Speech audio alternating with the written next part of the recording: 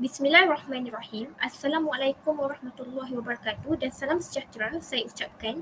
Hari ini kami merupakan pelajar daripada IPJM Kampus Pendidikan Teknik akan membentangkan showcase kapasiti pembelajaran pedagogi bermakna iaitu KPPB semester 2 BM1 Abilan 23-28 bagi kursus BMMB 3213 iaitu kurikulum Bahasa Melayu Sekolah Rendah yang dibimbing oleh pensyarah penasihat kami kursus ini iaitu Dr. Gayatri Morimoto. Sebelum itu, izinkan kami memperkenalkan kumpulan kami terlebih dahulu, iaitu kumpulan kami terdiri daripada 3 orang, iaitu daripada saya, Nur Zahidah binti Ahmad Ramadan. Dan saya, Nurifah Yusra binti Samsul Hairi. Dan saya Siti Nurul Syuaili binti Nurhan. Baiklah, tanpa melengahkan masa, mari kita pergi kepada bahagian yang pertama, iaitu bahagian pengenalan.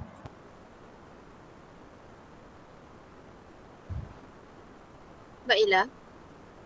DLO Kapasiti Pedagogiki Pembelajaran Bermakna ini dibangunkan berdasarkan maklumat kursus bagi kursus semester 2 tahun 1 pelajar PISMP Ambilan Jun 2003.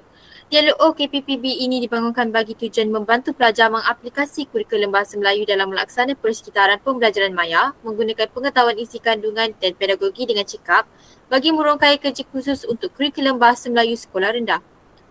Kursus ini berfokuskan kepada pengenalan kurikulum, kemahiran abad ke-21, kemahiran berfikir aras tinggi, strategi pengajaran dan pembelajaran, elemen merentas kurikulum, pentaksiran bilik darjah, organisasi kandungan dan sistem bahasa dalam Bahasa Melayu.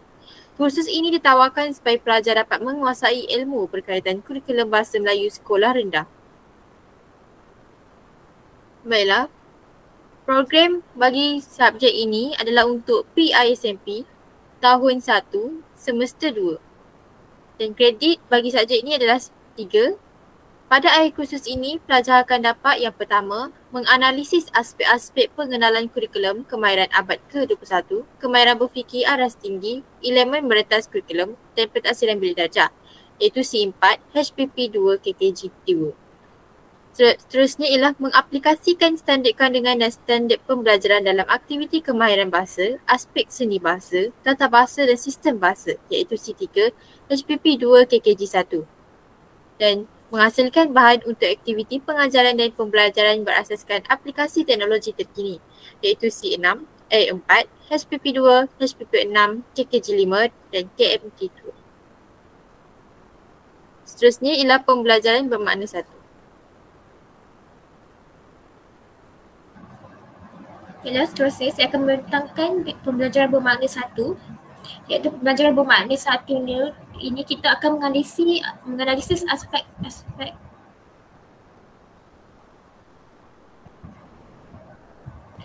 aspek-aspek pengenalan kurikulum, kemahiran abad ke-21, kemahiran berfikir aras tinggi, elemen merentas kurikulum dan pentaksiran bilik darjah iaitu C4, HPP 2 dan KKG 2. Hasrat pembelajaran iaitu learning intention HPK 1 iaitu 1 berkenaan dengan pengenalan kurikulum iaitu saya akan belajar berkenaan takrifan kurikulum kebangsaan.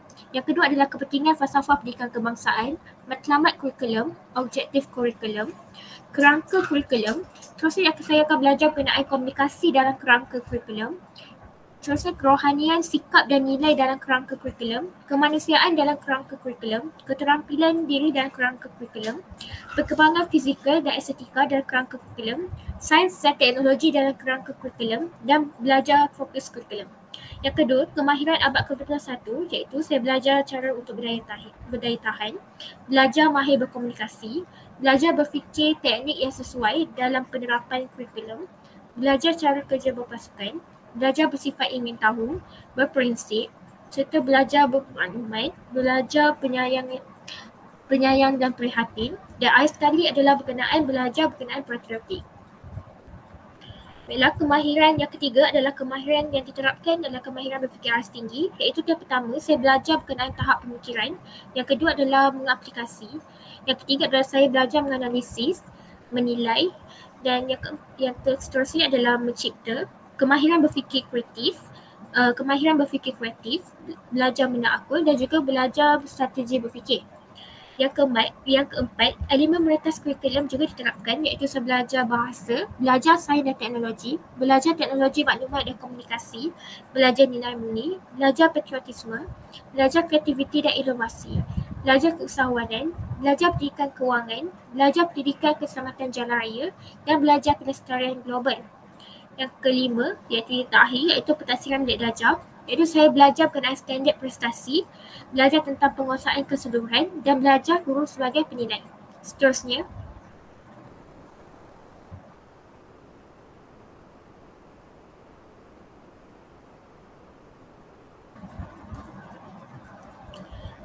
seterusnya saya akan melihat bagaimana KEBAT dapat diimplementasikan dalam kurikulum Bahasa Melayu, iaitu pensyarah telah menyediakan sebelum itu dalam apa, iaitu yang pertama menganalisis aspek-aspek pengenalan kurikulum, kemahiran abad ke-21, kemahiran berfikir aras tinggi, elemen merentas kurikulum dan pentadsiran bilik darjah, iaitu C4, HPP2 dan KKG2. Seterusnya, bagaimana kita dapat lihat pensyarah telah memberikan slide berkenaan kurikulum, iaitu konsep dan definisi berkenaan kurikulum, dan juga pautan link YouTube berkenaan aplikasi KEBAT dalam PDP. Seterusnya, kita akan pergi kepada output, iaitu hasil pembelajaran, iaitu penerapan elemen KEBAT dalam kurikulum, iaitu kapasiti pedagogi pelajaran bermakna yang diterapkan adalah amalan pedagogi, persekitaran pembelajaran, pemanfaatan digital dan pendekatan iaitu belajar cara belajar. Berikut merupakan hasil kerja pelajar berkenaan kemahiran berfikir aras tinggi, iaitu berfokuskan kepada peranan guru. Berikut merupakan contoh penulisan yang telah dihasilkan.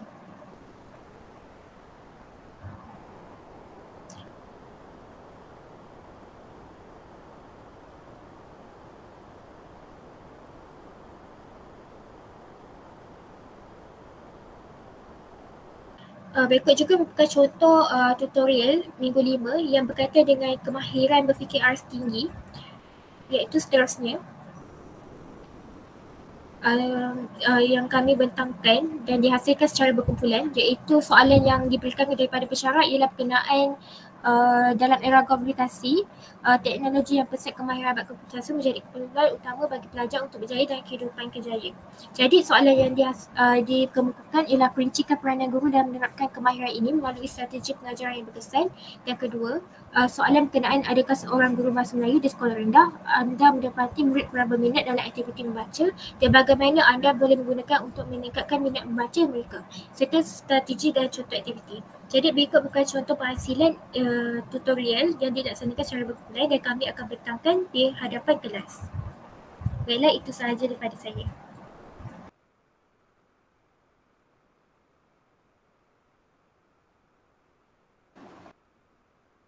Baiklah, seterusnya adalah pembelajaran bermakna 2 bagi subjek kurikulum Bahasa Melayu sekolah rendah.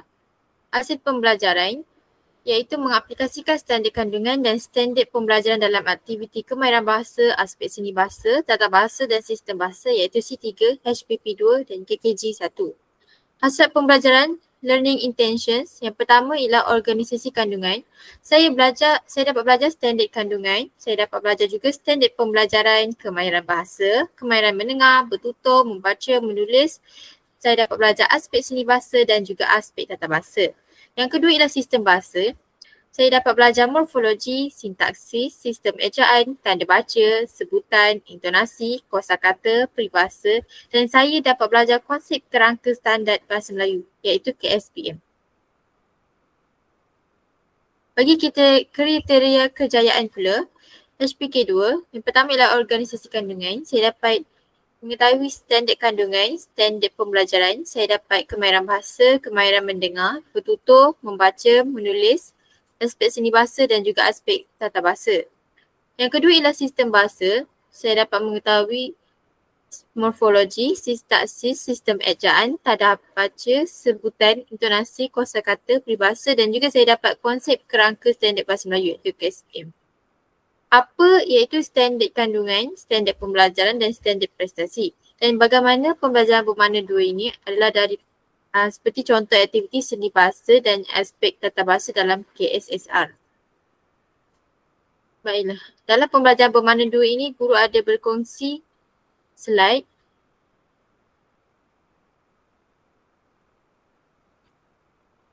Slide berkaitan dengan aspek seni bahasa iaitu konsep aspek seni bahasa, keupayaan murid mengungkap dan manifestasi keindahan bahasa, memahami, menghargai bahasa melalui pembelajaran yang menyerutkan menerusi ke pelbagai aktiviti secara didik ibu dan sebagainya lah. Seterusnya, guru juga ada berkongsi slide berkaitan dengan topik 7 iaitu organisasi kandungan, kurikulum bahasa Melayu sekolah rendah. Guru juga ada berkongsi berkaitan dengan bengkel kerja penataran DSKP Bahasa Melayu 2023. Baiklah, seterusnya output iaitu hasil pembelajaran. Contoh hasil tugasan iaitu tajuk amalan pedagogi, persekitaran pembelajaran, pemanfaatan digital, peningkatan belajar cara belajar. Baik, ini merupakan contoh hasil tugasan yang dilaksanakan oleh pelajar.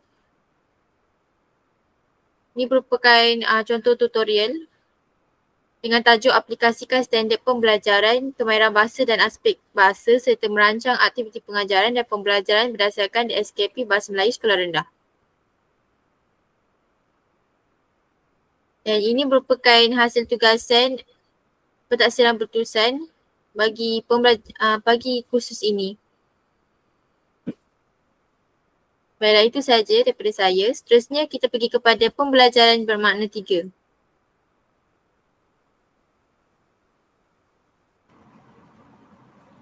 Baiklah, kita akan pergi ke bahagian pembelajaran bermakna ketiga. Hasil daripada pembelajaran bermakna ketiga ni, murid akan menghasilkan bahan untuk aktiviti, guru akan menghasilkan bahan untuk aktiviti pengajaran dan pembelajaran berasaskan aplikasi teknologi terkini iaitu menekankan C6, A4, HPP2, HPP6, KKG5 dan juga KMD2. Baiklah, kita pergi pada hasrat pembelajaran iaitu yang pertama strategi pengajaran dan pembelajaran. Murid akan pelajar akan belajar berkaitan dengan ciri-ciri utama sistem ejaan Rumi pada 1972, konsep 5P, pendekatan modular, pendekatan didik hibur, pendekatan tematik, kekeluargaan, kemasyarakatan, kesihatan dan kebersihan, keselamatan, perpaduan, kebudayaan, kesenian dan estetika, kemudian jati diri, profesionalisme dan kewarganegaraan, sains dan teknologi dan inovasi, kelestarian alam, pertanian dan peternakan, ekonomi kesawanan, pengurusan kewangan, integriti, pembelajaran berpusatkan murid, pembelajaran berasaskan penyelesaian masalah, pembelajaran berasaskan projek, pembelajaran berasaskan luar bilik darjah, pembelajaran berasaskan inquiry, pembelajaran kooperatif, kecerdasan pelbagai, pembelajaran kontekstual, pembelajaran kajian masa hadapan, pembelajaran akses kendiri, pembelajaran masteri, kemahiran belajar cara belajar dan akhir sekali adalah kepelbagaian sumber dan bahan. Baiklah, yang kedua pula adalah kriteria kejayaan iaitu strategi pengajaran pembelajaran. Pelajar akan memahami ciri-ciri utama sistem ejaan Rumi juga. Kita pergi ke bahagian yang seterusnya. Jadi kita akan menekankan berkaitan dengan what is the big idea iaitu pengintegrasian teknologi dalam kurikulum bahasa Melayu yang meningkatkan kompetisi guru. Jadi apa itu jadi berdasarkan TBI iaitu the big idea, pengintegrasian teknologi dalam kurikulum bahasa Melayu akan meningkatkan lagi kompetisi guru. Jadi guru ni akan sediakan bahan untuk aktiviti pengajaran dan pembelajaran berasaskan aplikasi teknologi yang terkini. Jadi bagaimana membina bahan dalam aktiviti pengajaran dengan menekankan teknologi maklumat dan komunikasi. Jadi di sini terdapat bahan iaitu 18 aplikasi bilik darjah terbaik untuk guru pada tahun 2003. Di sini kami telah menyediakan berkaitan cara-cara untuk menyediakan bahan aktiviti pengajaran teknologi yang terkini yang mengikut standard abad ke-21. Seterusnya. Dan bahagian apa pula iaitu bahan bantu mengajar KPPB. Kami akan menekankan berkaitan dengan amalan pedagogi, persekitaran pembelajaran, pemanfaatan digital, peningkatan belajar cara belajar. Di sini terdapat dua bahan yang telah dihasilkan oleh pelajar di IPG kami. Mari kita lihat.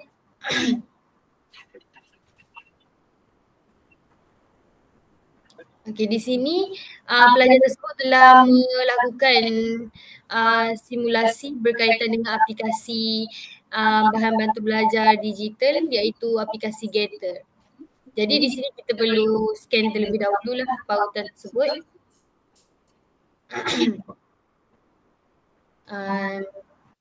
Seterusnya, di sini juga adalah satu aktiviti yang telah dilaksanakan, PBM yang telah dilaksanakan oleh salah seorang pelajar di IPG KPT dengan tajuk cara bermain Mari Rocker. Okey, seterusnya.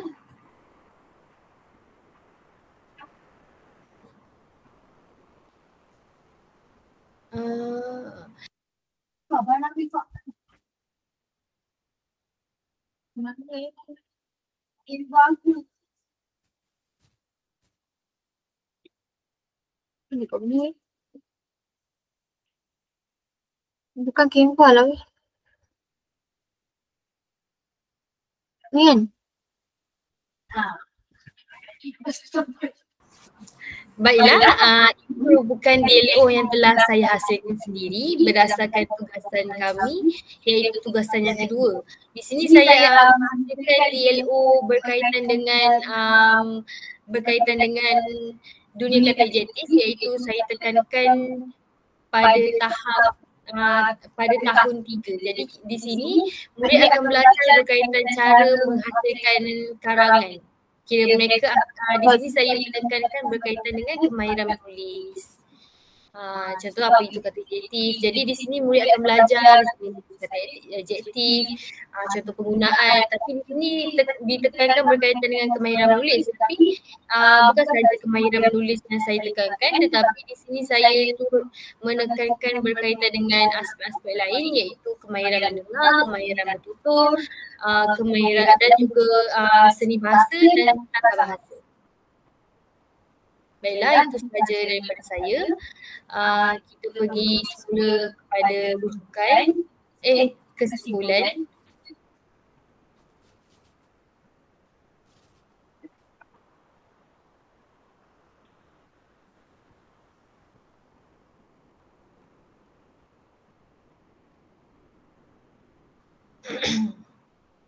Baiklah, ini adalah rujukan yang kami laksanakan.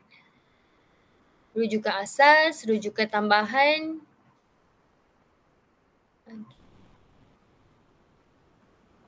Okey, baiklah. Okey, itu sahaja perbantangan kami pada hari ini. Harap setiap pertuturan yang kami sampaikan memberikan manfaat kepada penonton. Okay, sekian, terima kasih.